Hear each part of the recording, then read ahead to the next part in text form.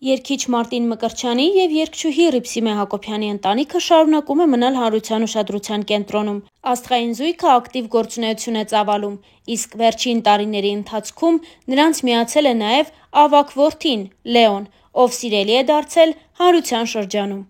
Օրեր առաջ Լեոն նշում էր ծննդյան տարեդարձը։ Այդ առիթով երգչուհին ինստագրամյան հարթակում մի քանի լուսանկար էր հրապարակել և գրել հետևյալը. «Շնորհավոր տարեդարձդ, մեր փոքր, բայց արդեն շատ մեծ կյանք մտած տղա, անսահման առողջ եղիր ու լավ մարդ մեծացիր, իսկ կյանքն իր գունավոր ու քեզ բաժին հասած ճանապարհներով կտանի այնտեղ, որտեղ պիտի լինես, Լեո 11, ծնունդդ շնորհավոր», ինստագրամյան հարթակում գրել էր Ռիփսիմե Հակոբյանը։ Հետո արդեն երգչուհին նաև ինստագրամյան հարթակում ցույց էր տվել, թե ինչ անակնկալ են մատուցել որդուն, իսկ Լեոն այդ անակնկալից անգամ հուզվել է։ Ռիփսիմե Հակոբյանն ու Մարտին Մկրտչյանը իրենց 11-ամյա որդու ծննդյան տարեդարձին նվիրել են iPhone 17 Pro Max։ Սա Apple-ի վերջին մոդելն է, որը թողարկվել է ընդամենը ամիսներ առաջ, իսկ մենք շնորհավորում ենք փոքրիկ Լեոյին և առաջարկում ձեզ դիտել կադրերը, որտեղ երևում է, թե Լեոն որքան հուզված է։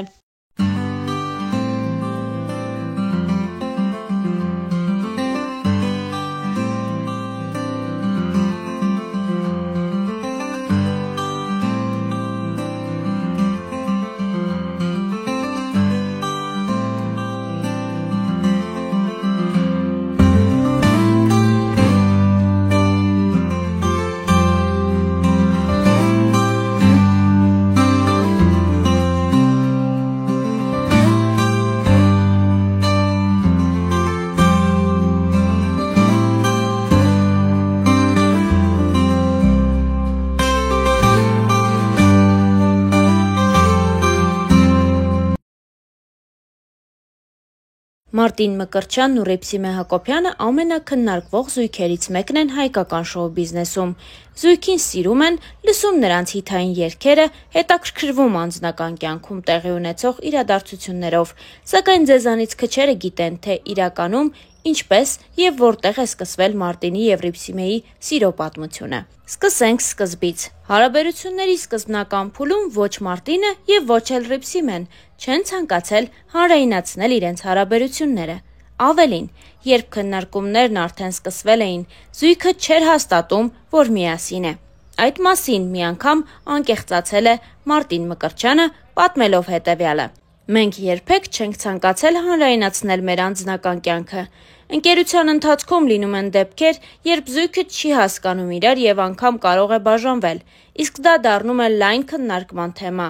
Դա է եղել ամեն ինչ գաղտնի պահելու պատճառը։ Ռիփսիմեին տեսել եմ հեռուստացույցով, այնուհետև գործնական առաջարկ եմ արել նրան ու սկսել ենք միասին աշխատել, բայց սկզբում նրան որպես քույր եմ ընդունել։ Այնուհետև ժամանակի ընթացքում ամեն ինչ տեղափոխվեց այլ հարթություն և երկուսս էլ հասկացանք, որ մեր մեջ ավելին է, քան պարզապես ընկերությունը։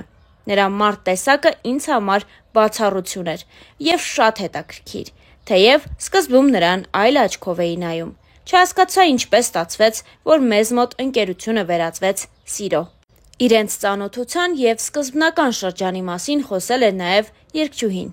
«Այդ ժամանակ ես աշխատում էի երևանյան հայտնի ակումբներից մեկում։ Շատ երգիչներ էին աշխատում այնտեղ, բայց միակ մարդն, ում ես ճանաչում էի, Մարտին Մկրտչյանն էր։ Կարճ ժամանակ անց ինքը այնտեղ դարձավ իմ պահապան հրեշտակը, իմ եղբայրը։ Անգամ ընտանիքիս անդամները, եթե իմանում էին, որ Մարտինը ինձ կբերի տուն, ապա հանգիստ էին։ Երկար տարիներ այդպես էր։ Հարազատ քրոջ ու եղբոր նման էինք։ Մեր ապագա քավորն ասեց. «Դուք իրար հետ եք ամուսնանալու»։ Էդ անգամ ինձ վիրավորեց, քանի որ իմ եղբոր պես էի ընդունում։ Նրան ասեցի անհնար ա, բացարձակ կապ չունենք տեսակներով։ Մենք երկուսս էլ նշում էինք, որ մեր կողքը չի կարող լինել մեր ասպարեզից մարդ», անկեղծացել էր երգչուհին։ Իսկ Մարտին Մկրտչյանը միշտ ժպիտով է հիշում իր սիրո խոստովանությունը։ Այդ մասին նա նույնպես պատմել էր. «Մի օր տուն էի տանում մեքենայով եւ որոշեցի հենց այդտեղ խոստովանել, որ սիրում եմ իրեն։ Արձագանքը եղավ այն, որ Ռիփսիմեն անակնկալ լաց եղավ ու դուրս վազեց մեքենայից։ Հաջորդ օրը Էրեբունի Երևանի տոնակատարությունն էր, որին մենք երկուսս էլ մասնակցում էինք։ Ողջ համերգի ընթացքում անգամ միմյանց աչքերի մեջ չենք նայել։ Չգիտեմ, գուցե ամոթից էր։ Եվ ինչպես ամեն նոր սկսվող հարաբերություններում, այստեղ եւս խանդ կար։ Մարտինը իր հարցազրույցներից մեկի ժամանակ նաև պատմել է այդ դժվար փուլի մասին։ Նա խոստովանել է, որ եղել է պահ, որ նա դեմ է եղել կնոջ երգելուն։ Երիտասարդ ժամանակները սերը մտածողությունը մի քիչ ավելի ուրիշ տեղ էր։ Ավելի շատ խանդի ֆոնի վրա մեկ-մեկ զայրանում էի։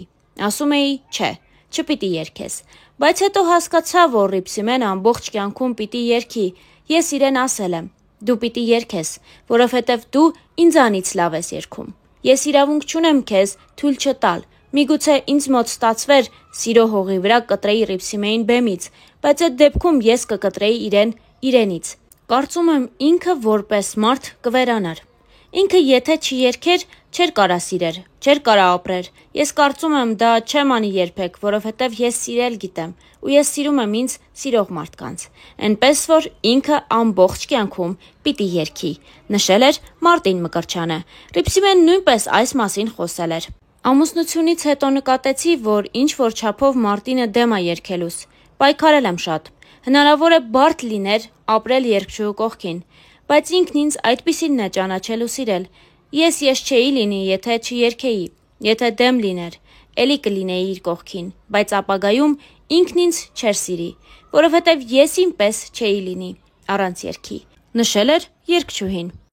Եվ այսպես, սիրված երգիչների հարսանիքը տեղի ունեցավ 2013 թվականին, իսկ մեկ տարի անց լույս աշխարհ եկավ նրանց առաջնեկը՝ Լեոն, ով զույգի երկրպագուների կողմից շատ սիրվեց ու միանգամից։ Բարի, հավատքով, խելացի ու լավ երգող տղան այսօր արդեն ծնողների ինստագրամյան հետևորդների ցանկում ունի իրեն սիրող շատ մարդկանց, ովքեր անհամբեր են տեսնել նոր հոլովակ Լեոյի մասնակցությամբ։ Արդեն մի քանի տարի է, ինչ ընտանիքը կազմակերպում էր իր գործերն այնպես, որ տեղափոխվի Միացյալ Նահանգներ։ 2021 թվականին Միացյալ Նահանգներում Մարտինն ու Ռիփսիմեն հայտնեցին, որ սպասում են իրենց երկրորդ բալիկին։ Նրանց որդին՝ Ռոբերտը, ծնվեց հենց Միացյալ Նահանգներում։ Որոշ ժամանակ անց երգչուհին որդիների հետ վերադարձավ Հայաստան, ապա բոլոր գործերն ավարտելուց հետո արդեն այսօր հստակ է, որ ընտանիքը վերջնական տեղափոխվել է ԱՄՆ մշտական բնակության։ Այդ մասին թերևս փաստում է այն, որ Ռիփսիմեն այնտեղ բիզնես է հիմնել, բացելով իր հայկական ձայներ վոկալ ստուդիան։ Արդեն այսօր կարելի է նրանց համարել հայկական շոու-բիզնեսի ամենակայացած ու հաջողության հասած զույգերից մեկը։ Star News-ը այսքանն էր առանձնացրել այս ընտանիքի պատմությունից։